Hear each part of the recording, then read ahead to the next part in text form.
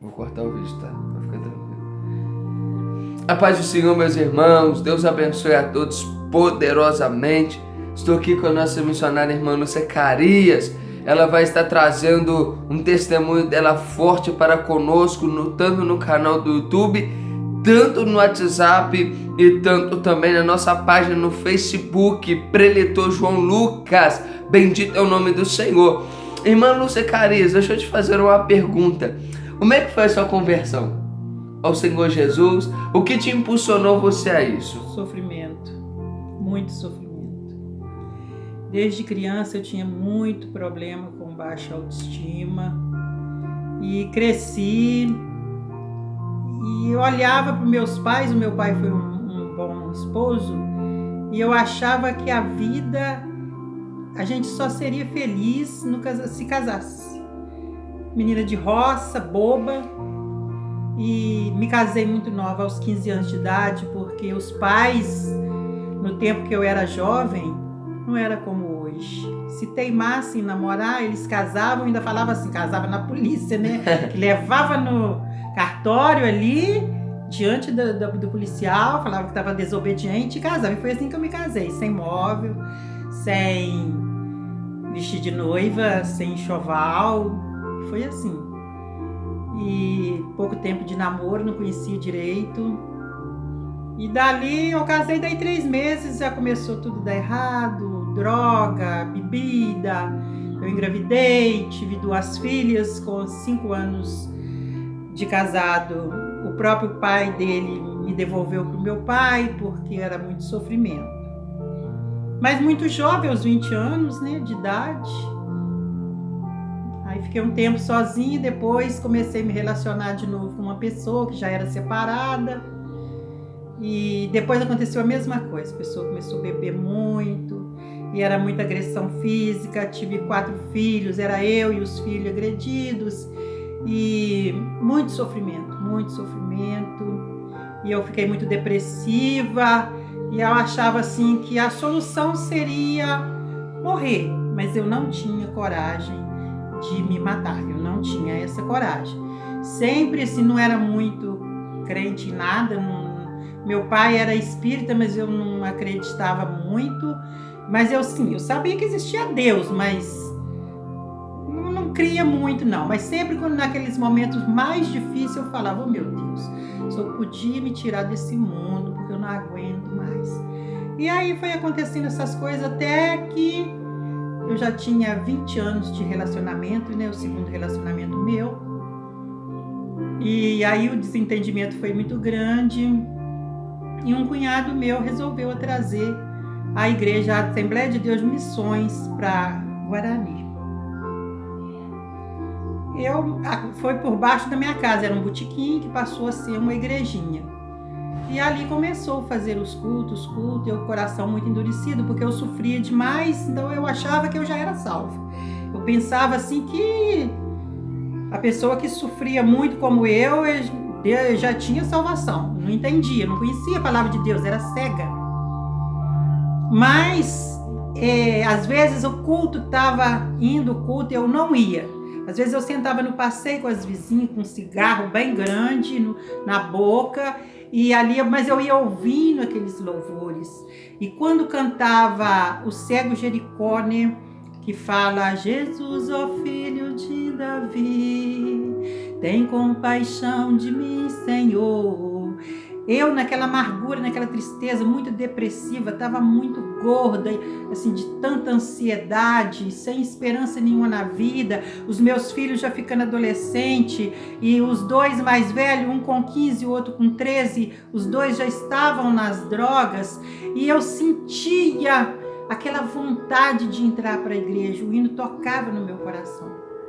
Mas só que, como eu não conhecia a palavra, eu achava assim que o meu companheiro, ele tinha que mudar do dia pela noite. Sabe, aquele jeito dele, né, que ele era bravo, né, e tanto comigo quanto com os meninos. Eu achava que ele tinha que mudar num piscar de olhos. E como isso demorou a acontecer, eu não abria o coração para Cristo. Não abria. E o tempo foi passando. Durante 5 anos eu comecei a visitar, eu ia nos cultos, mas eu não aceitava Jesus. Eu ia, sentia no meu coração aqueles louvor tocava, e eu sentia, eu chorava às vezes, mas eu não aceitava Jesus.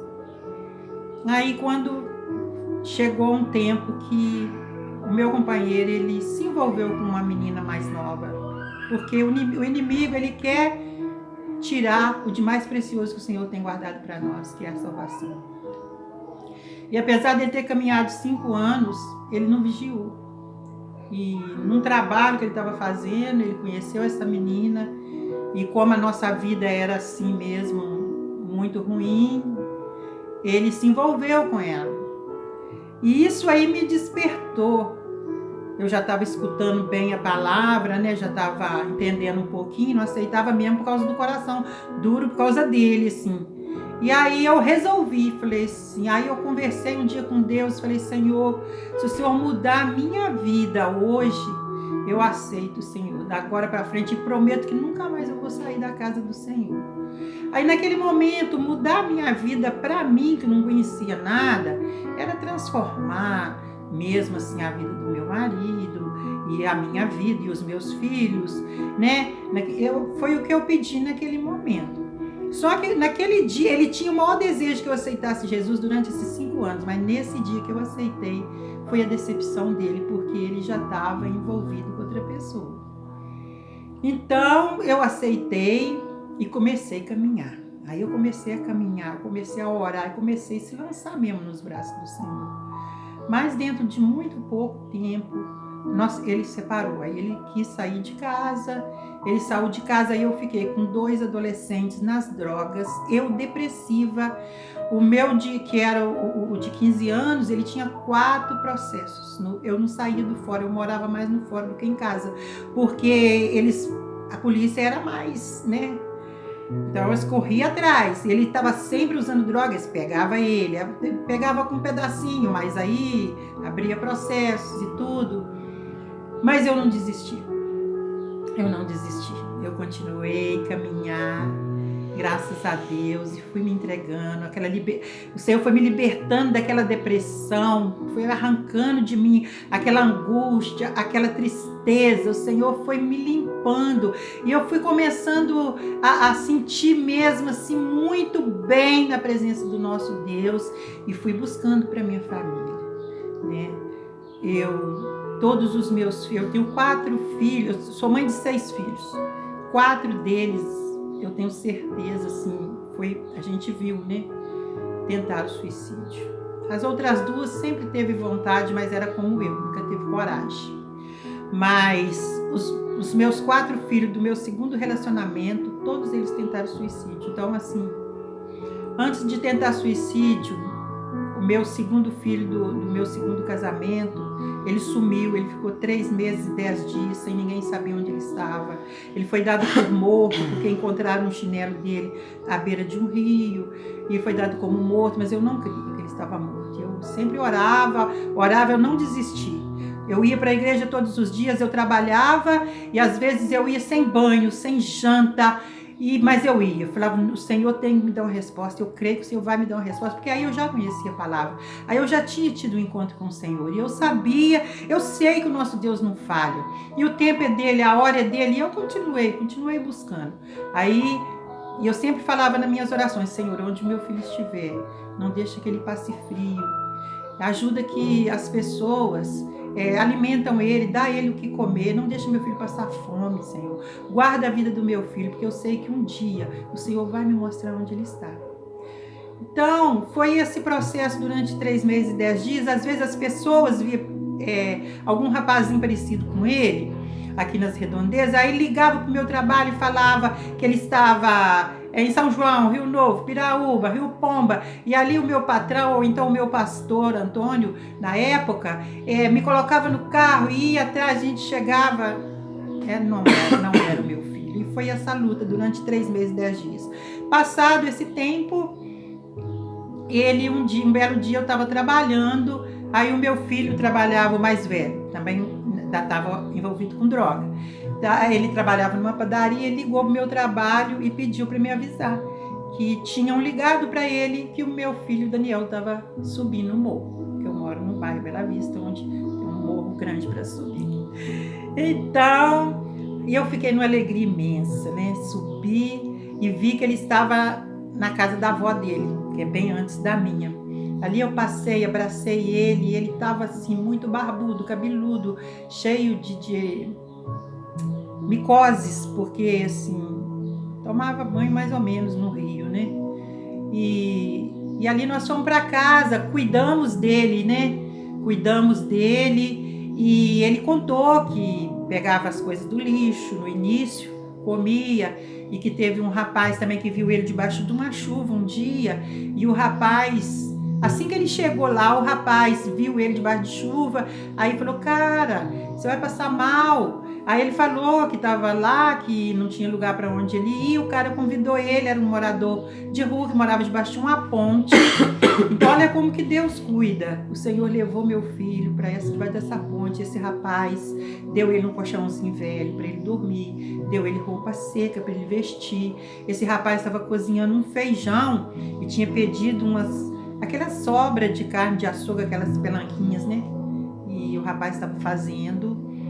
Aí deu comida para ele, e ali o rapaz ajudou ele, começou a ensinar ele a catar latinha na rua para vender, e ensinou ele a se virar.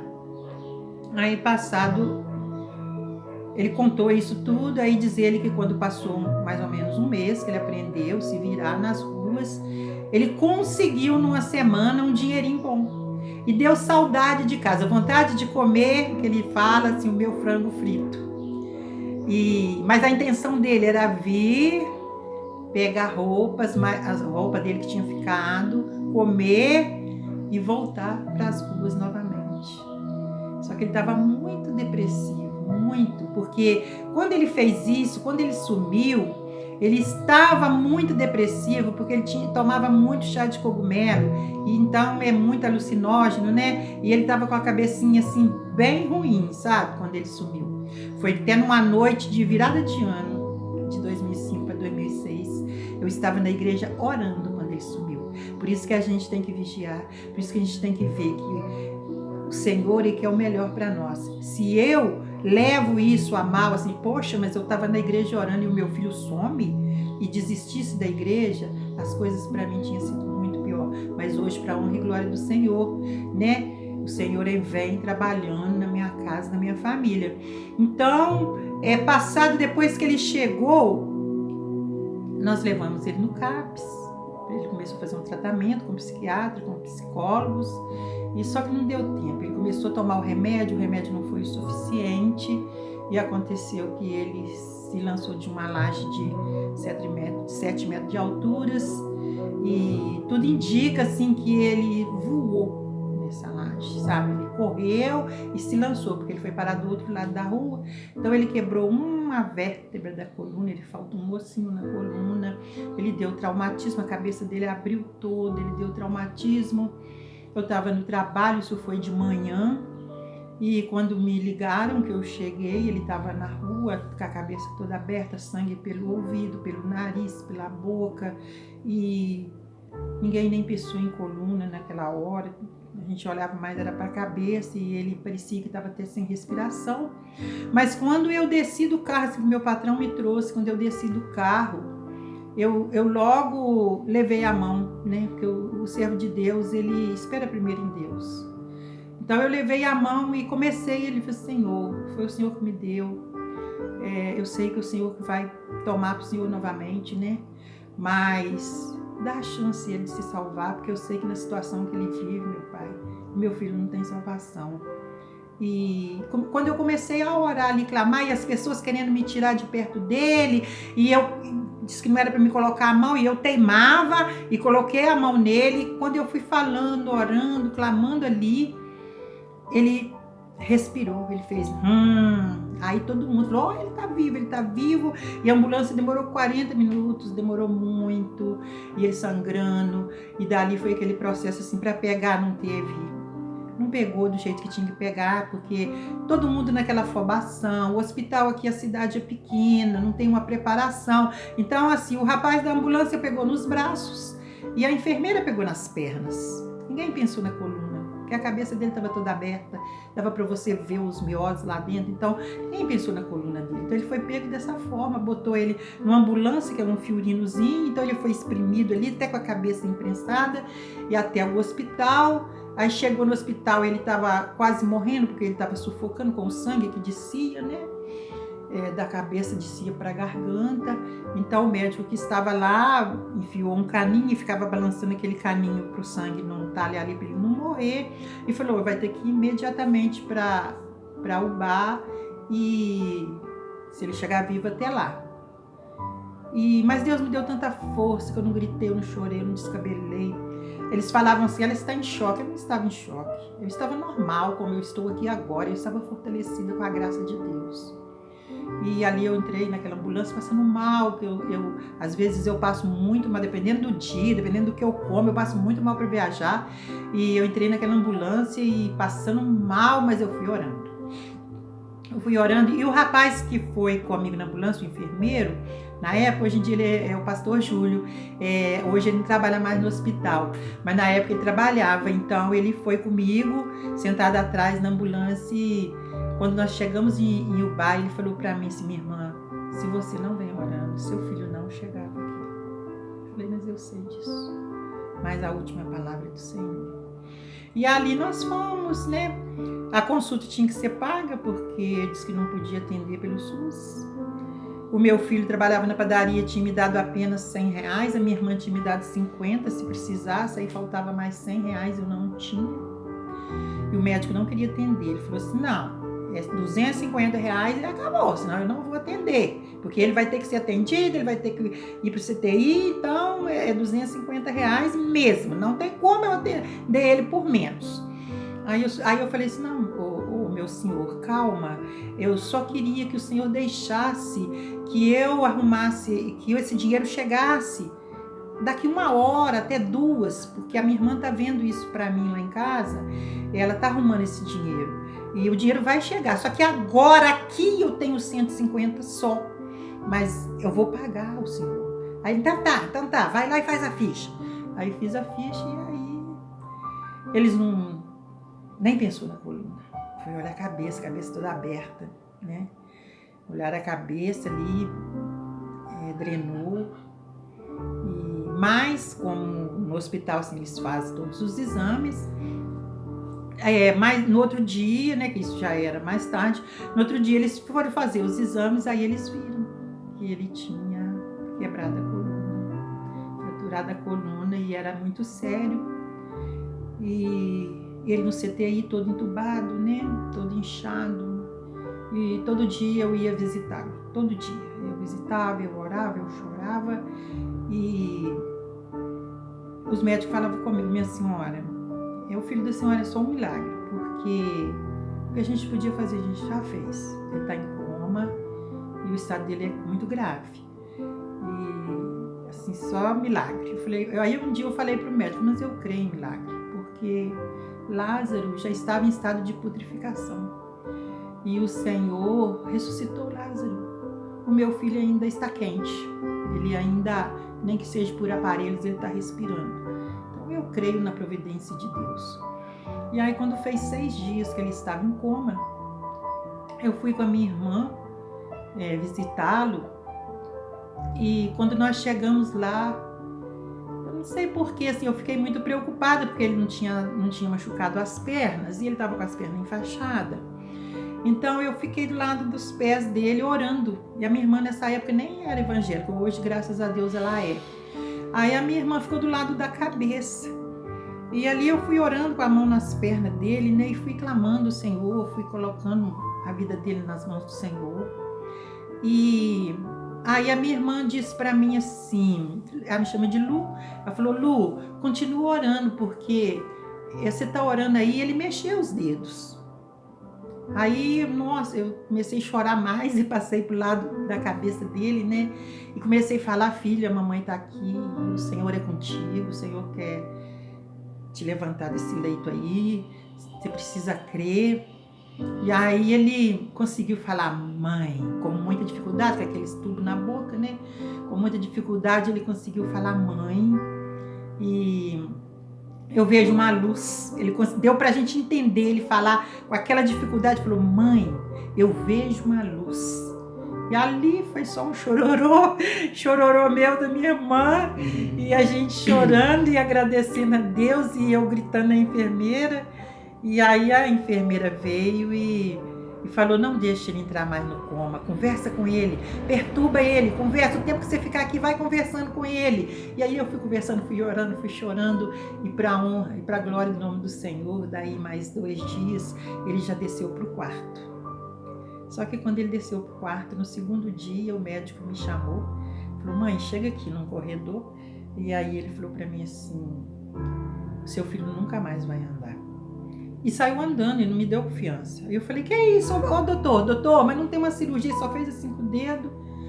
E eu falei, Jesus. Aí eu liguei pro meu filho, que o meu filho mais velho, mesmo ele sendo envolvido com droga, ele usava cocaína na época, mas ele sempre foi um filho assim, ele tinha cabeça, sabe? Ele não era totalmente sem juízo. Ele, por exemplo, ele me respeitava muito, e tudo que ele pudesse fazer por mim, ele fazia. E aí eu liguei pro meu filho. Então o meu filho era assim, como se fosse, depois de Deus, o meu socorro. Aí eu liguei pro meu filho. Aí o meu filho foi e conversou com o médico. Aí o médico falou, ele nunca mais vai andar, ele vai vegetar. E vocês têm que tomar cuidado que ele vai chegar em casa e vai suicidar. Mas para a honra e para a glória do nome do Senhor, não dá para contar todo o testemunho, porque é muito grande. Então o que eu vou dizer para vocês, hoje o meu mais velho é pastor, para a honra e glória do Senhor, graças a Deus. Esse que fraturou a coluna é cadeirante, mas é um grande servo do Senhor, para a honra e glória do nosso Deus.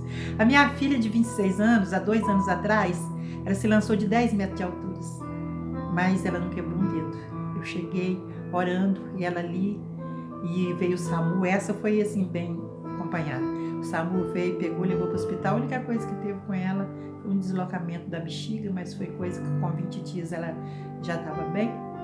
Graças a Deus. E o Senhor tem trabalhado nas nossas vidas maravilhosamente. E, diante disso tudo, o que você tem a dizer para pessoas que estão passando hoje em dia por muitas lutas, muitas dificuldades e por momentos que passa na mente de desanimar? O que você tem a dizer para essas pessoas? Eu digo para você que Jesus é maravilhoso demais. Hoje eu choro de alegria, não de tristeza. De ver assim a obra tão maravilhosa que o Senhor está fazendo na minha vida, na minha família, né? Porque eu ainda tenho um no crack, mas eu creio que o Senhor vai libertá-lo da mesma forma que ele libertou os outros 2. A minha filha, graças a Deus, hoje está casada, está servindo ao Senhor, né? Tive uma nora também que aceitou o Senhor Jesus, faleceu, mas foi salva. Então assim, meu testemunho é muito grande, sabe? Se eu falar tudo é grande demais, vai ter que ser hora. Mas assim, o Senhor é bom a todo tempo. Tudo concorre para o bem daqueles que amam a Deus. Entregue o teu caminho ao Senhor. Deixa Ele trabalhar, o tempo é dele, a hora é dele. O que nós precisamos é perseverar sempre.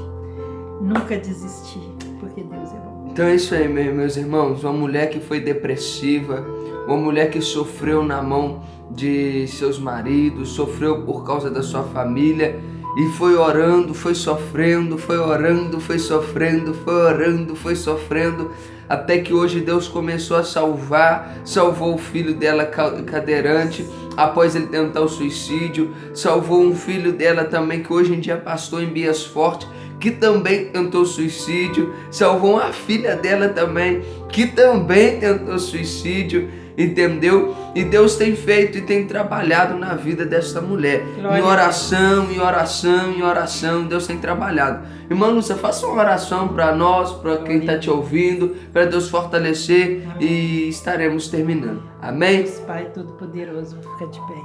Curte aí nossa página no Facebook, se inscreve aí no YouTube e por certo Deus vai te abençoar. Vamos orar. E você que é jovem, que ouvir esse vídeo, Não desobedece seus pais nunca, porque a desobediência nos leva a passar por momentos muito difíceis. Espere em Deus. Soberano e eterno Pai, graças te dou, querido. Senhor dos céus e da terra, por mais esta oportunidade, meu Deus querido e amado, de estar falando do teu grande amor, de uma tão grande salvação. Oh, Pai querido, Pai justo, eu coloco nas tuas mãos cada pessoa que estiver vendo esse vídeo, meu Pai. Cada pessoa que presta atenção em tudo que foi falado. Que o Senhor possa entrar, Senhor da glória, na vida dessa pessoa, assim como o Senhor entrou na minha, arrancando toda a amargura, toda a tristeza, toda a dor, todo o sofrimento. Que o Senhor possa virar o cativeiro dessa pessoa, assim como o Senhor virou o cativeiro de Jó, assim como o Senhor vem virando o meu, Senhor da glória, Deus de toda a terra, Altíssimo e adorado, rocha inabalável. Oh Deus querido e santo, eu te dou graça por tudo que tu és, meu Pai. Continua falando conosco, Senhor da glória. Toma nas tuas mãos esta humanidade, Senhor dos céus e da terra, nossa cidade, nosso país, meu Deus e meu Pai. E derrama a tua graça, o teu poder e a tua misericórdia, em nome de Jesus. Que Deus te abençoe e te fortaleça. Não pare, não desista e vá em frente. Independente de qualquer coisa, Deus tem poder para virar o teu cativeiro, para mudar a tua história, para fazer um novo homem e te fazer uma nova mulher.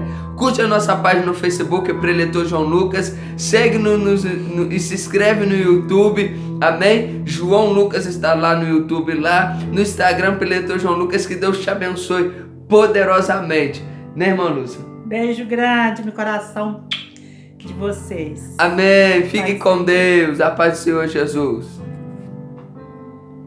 Glória.